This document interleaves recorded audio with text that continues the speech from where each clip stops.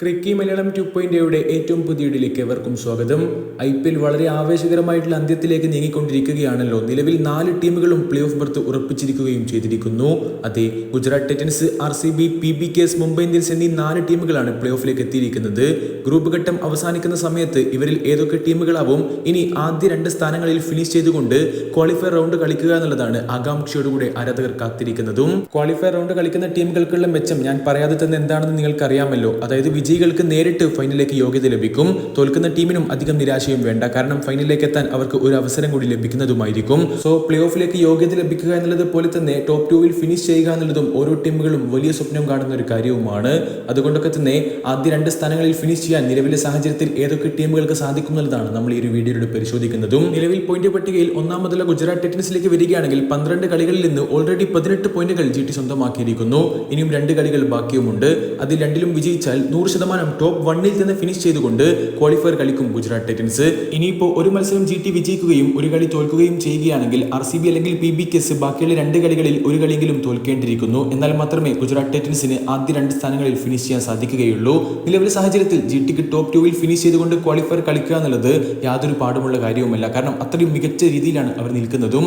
So Gujarat Titans top 2-ൽ finish ചെയ്തുകൊണ്ട് qualifier round കളിക്കാനുള്ള സാധ്യതകൾ തന്നെയാണ് നിലവിൽ കാണുന്നത്.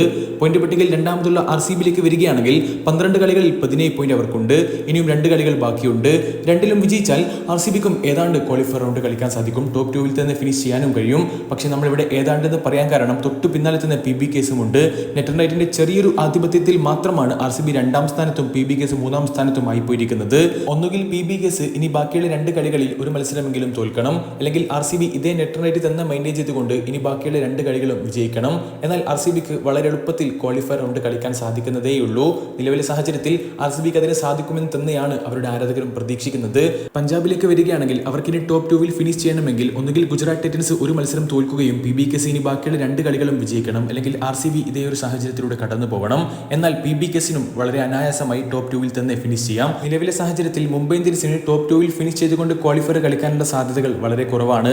എലിമിനേറ്റർ റൗണ്ട് കളിക്കാനുള്ള സാധ്യതകൾ തന്നെയാണ് അവരെ കാത്തിരിക്കുന്നത്. പക്ഷേ മറ്റുള്ള ടീമുകളുടെ റിസൾട്ട് അനുകൂലമായി വരികയാണെങ്കിൽ മുംബൈ ഇന്ത്യൻസിന് ഇനിയും ക്വാളിഫയർ റൗണ്ട് കളിക്കാനുള്ള സാധ്യതയുമുണ്ട്. അതിനെന്താണ് വേണ്ടതെന്ന് വെച്ചാൽ ഗുജറാത്ത് ടൈറ്റൻസ്, PBKs, RCB എന്നീ 3 ടീമുകളിൽ ഏതെങ്കിലും 2 ടീം ഇനി ബാക്കിയുള്ള 2 കളികളും തോൽക്കണം. ഇങ്ങനെ സംഭവിക്കുകയും അടുത്ത കളി മുംബൈ ഇന്ത്യൻസ് വിജയിക്കുക കൂടി ചെയ്യുകയാണെങ്കിൽ ടോപ്പ് 2-ൽ തന്നെ ഫിനിഷ് ചെയ്യാൻ മുംബൈ ഇന്ത്യൻസിന് സാധിച്ചേക്കും.